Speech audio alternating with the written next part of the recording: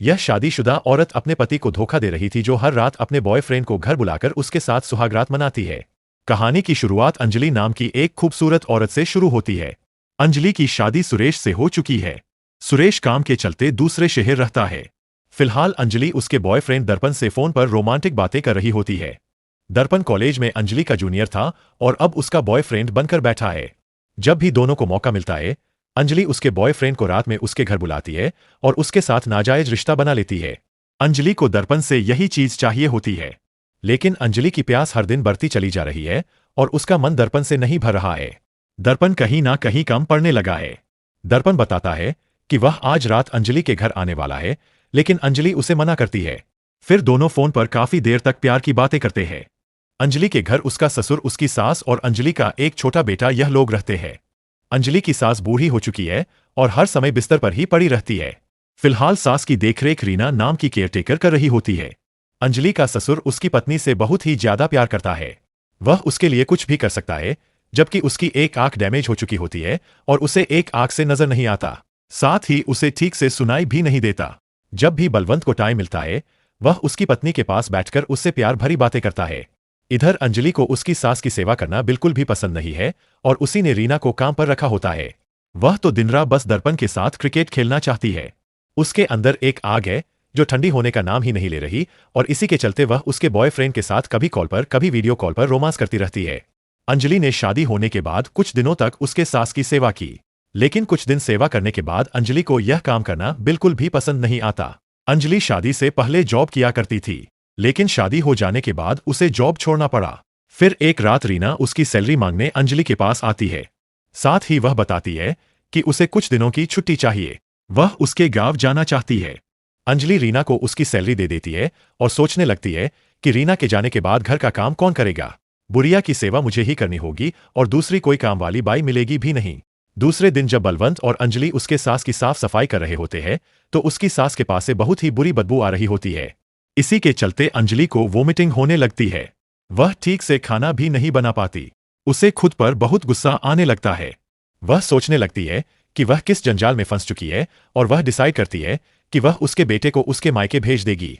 जब यह बात वह दर्पण को बताती है, तो दर्पण बहुत खुश होता है और अंजलि से कहने लगता है कि अगर घर पर ज्यादा लोग नहीं रहेंगे तो हमारा रात को मिलना और भी आसान हो जाएगा और रात के सन्नाटे में हम और भी अच्छे से एक दूसरे को प्यार कर पाएंगे। अंजलि भी यह सुनकर मुस्कुराने लगती है। सुबह होने पर अंजलि उसके बेटे को लेकर जाने लगती है। रास्ते में एक जगह पर दर्पण उसके दोस्तों के साथ रुका होता है। जब इसी रास्ते से अंजलि जा रही होती है, तो दर्पण के दोस्त अंजलि को देखकर बातें करने लगते हैं कि अंजलि के अंदर बहुत ही ज्यादा गर्मी है। उसकी हर एक रात रंगीन होती है। हर एक रात एक नए आशिक के साथ वह बिताती है। हमने तो यह भी सुना है काफी सारे लोगों के साथ में उसके संबंध है। एक रात मैंने एक शख्स को आम के पेड़ के जरिए अंजलि के घर में जाते हुए देखा। अंजलि कोई मामूली औरत नहीं है, वह एक प्यासी औरत है। इन सब बातों से दर्पण और उसके दोस्त के बीच लड़ाई होने ही वाली होती है कि तभी उसका एक दोस्त उसे साइड में लेकर आ जाता है और उससे कहने लगता है कि उसकी बातों पर ज्यादा ध्यान मत दो। इस दोस्त को अंजलि और दर्पण के अफेयर के बारे में पता होता है। रात में अंजलि ने दर्पण को कॉल करके उसे अपने घर मिलने के लिए बुलाया होता है। दर्पण उसके दोस्त के साथ अंजलि के घर पहुंच जाता है। दर्पण कहता है कि अगर कोई आएगा तो मुझे सिग्नल दे देना, मैं अंजलि से मिलने उसके रूम में जा रहा हूं, तुम मेरा बाहर ही वेट करना। अंजलि ने पहले ही दर्पण के लिए पीछे वाला दरवाजा खोल कर रखा होता है। दर्पण जैसी ही रूम में आता है, अंजलि बेड पर बैठी होती है। दर्पण उसके पास जाकर अंजलि को उसके पास खींचता है और दोनों मिलकर इतना माहौल गर्म करते हैं कि जिसकी कोई इंतहा नहीं होती। काम खत्म होने के बाद हम अंजलि की आंखों में वह प्यास और वह भूख देख सकते हैं। इसके बाद दर्पण कहता है कि तुम्हारे पास से यह बदबू कैसी आ रही है। अंजलि बताती है, काम वाली बाई छुट्टी पर है, उसका काम मुझे ही करना पड़ रहा है। मेरे सास की देखरेख मुझे करना पड़ रहा है। मेरे सास के पास से बहुत बदबू आती है। मैं बस इस झंझट से बाहर निकलना चाहती हूं।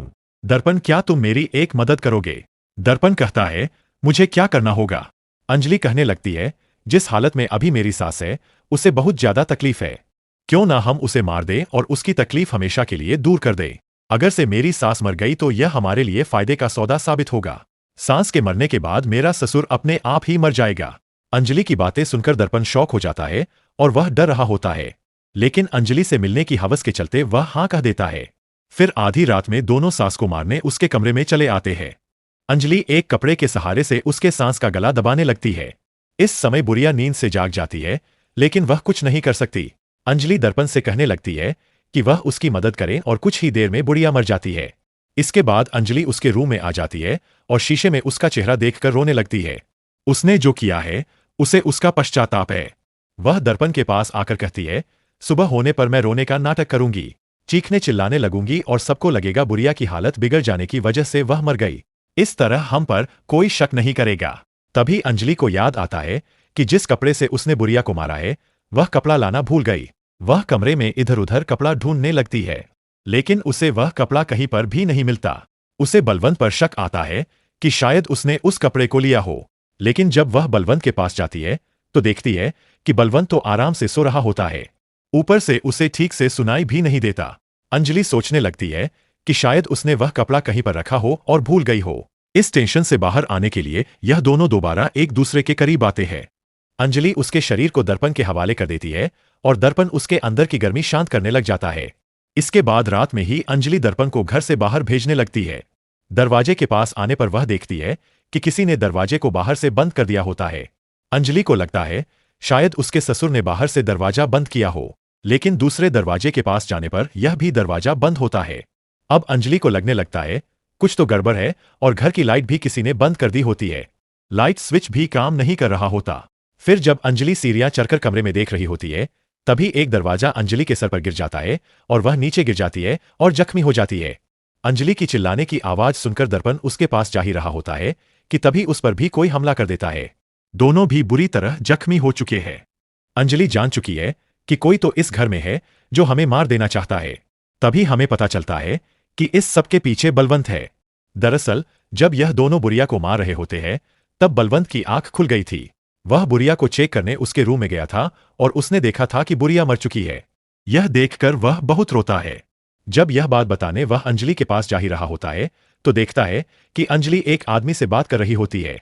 वह कह रही होती है कि तुम डरो मत, बुढ़िया को हमने मार दिया, कोई भी हम पर शक नहीं करेगा। घर में सन्नाटा होने की वजह से बलवंत इनकी सारी बातें सुन लेता है। जब अंजलि और दर्पण बुढ़िया के कमरे में जाते हैं कपड़ा ढूंढने के लिए, तभी बलवंत अंजलि के रूम में जाकर उसका रूम चेक करने लगता है कि यह आदमी कौन है। तभी बलवंत को अंजलि के बेड पर मैनफोर्स का एक पैकेट मिलता है, जिससे बलवंत इनका सारा कांड समझ जाता है कि अंजलि का नाजायज संबंध दर्पण के साथ है और वह घर के अंदर ही ऐसे घिनौने काम कर रही है। इसके बाद बलवंत जल्दी से उसके रूम में जाकर सोने का नाटक करता है और वह कपड़ा भी उसी के पास होता है। फिर बलवंत उसके बेटे को कॉल कर सब कुछ बता देता है और कहता है कि तुम सुबह होने तक घर आ जाना। सुरेश भी घर आने के लिए मान जाता है, लेकिन यहां पर बलवंत पुलिस को कॉल नहीं करता। वह अंजलि और दर्पण से बदला लेना चाहता है। फिर वह दोनों को जाल में फंसाकर बहुत मारता है। अब कुछ भी करके दर्पण को इस घर से बाहर निकलना है, लेकिन अंजलि कहती है कि अगर हम बाहर चले भी गए तो बलवंत हमें जिंदा नहीं छोड़ेगा। वह हमारे बारे में सब कुछ जान चुका है। अब हमें कुछ भी करके उसे भी मारना होगा। दर्पण सोच रहा होता है कि वह किस जंजाल में फंस चुका है। अंजलि दर्पण से कहने लगती है कि हमें बलवंत को मारकर कुछ ऐसा माहौल बनाना होगा जिससे गांव वालों को लगे कि बलवंत उसकी बीवी को ऐसी हालत में नहीं देख सका। पहले उसने उसकी बीवी को मार दिया, फिर उसने खुदकुशी कर ली। गांव वाले तभी हम पर भरोसा करेंगे। इन दोनों की सारी बातें बलवंत सुन लेता है और वह गुस्से में आग बबूला हो जाता है। अंजलि हाथ में चिराग लेकर बलवंत को ढूंढने लगती है, लेकिन बलवंत ने उस चिराग को ऐसे सेट किया होता है कि वह चिराग अंजलि के हाथ में ही फट जाता है। अब अंजलि का एक हाथ बहुत बुरी तरह जख्मी हो चुका है। यहां पर हमें एक और चीज मालूम पड़ती है कि बलवंत ने उसकी बीवी के बेड के पास एक ऐसा बटन लगाया था जिसे दबाते ही बलवंत को पता चल सके कि उसकी बीवी को किसी चीज की जरूरत है। और जब अंजलि बुढ़िया को मार रही होती है तब बुढ़िया ने वो बटन दबा दिया था जिससे बलवंत की आंख खुल गई थी। दर्पण एक प्लान बनाकर बलवंत को पकड़ ही लेता है, लेकिन फिर बलवंत ने एक नुकीला हथियार लेकर उस पर हमला कर दिया और इन दोनों से बचकर भागने में कामयाब हो पाया। अब अंजलि और दर्पण एक जबरदस्त प्लान बनाते हैं और इस बार बलवंत इनके प्लान में फंस जाता है और अंजलि उस पर पीछे से हमला कर देती है और वह बेहोश हो जाता है। फिर अंजलि बलवंत को खींचने लगती है, लेकिन तभी बलवंत को होश आ जाता है और वह अंजलि पर हमला कर देता है। अंजलि फिर से जख्मी होकर नीचे गिर जाती है। वह दर्द के मारे अब तड़पने लगी है। मौके का फायदा उठाकर बलवंत इस बार भी भाग निकलने में कामयाब होता है। अंजलि यह चूहा बिल्ली का खेल अब हमेशा के लिए खत्म कर देना चाहती है, इसलिए वह केरोसिन का डब्बा हाथ में लेकर बलवंत से कहने लगती है, अगर तू सामने नहीं आया तो हम तेरी बीवी को जला देंगे। फिर तू छुपते ही फिरना, क्योंकि तेरी बीवी की आत्मा शांत नहीं होगी। यह सुनने के बाद बलवंत उनके सामने आ जाता है। फिर दोनों मिलकर बलवंत को बहुत मारने लगते हैं। बलवंत इस समय भी कह रहा होता है कि मेरी बीवी को छोड़ दो, उसे कुछ मत करना। इसी दौरान बलवंत दर्पण के पैर पर मारकर उसे दूर करता है और अंजलि की आंखों में उंगलियां छुपा देता है और जल्दी से कमरे में आकर पुलिस वालों को कॉल कर सब कुछ बता देता है। इधर जब अंजलि उसके रूम में आती है तो फोन की कॉल हिस्ट्री देखने पर वह समझ जाती है कि बलवंत ने पुलिस को सब कुछ बता दिया। अब कुछ भी करके पुलिस के आने से पहले इन्हें बलवंत को मारना होगा।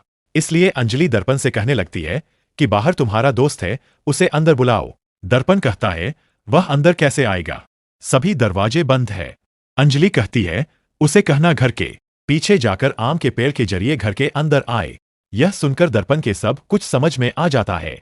वह जान जाता है कि उसके दोस्त सही कह रहे थे कि अंजलि के कई मर्दों के साथ संबंध है और मेरा बस उसकी आग शांत करने के लिए वह इस्तेमाल कर रही थी। इसी बीच हम उसके दोस्त को देखते हैं जो घर के अंदर आ चुका होता है और इन दोनों को देखकर वह कुछ समझ नहीं पाता। तभी वह बलवंत को देख लेता है और उसे सब कुछ समझ में आ जाता है कि इन दोनों की ऐसी हालत बलवंत ने ही की है। वह एक चाकू लेकर बलवंत को मारने जाता है।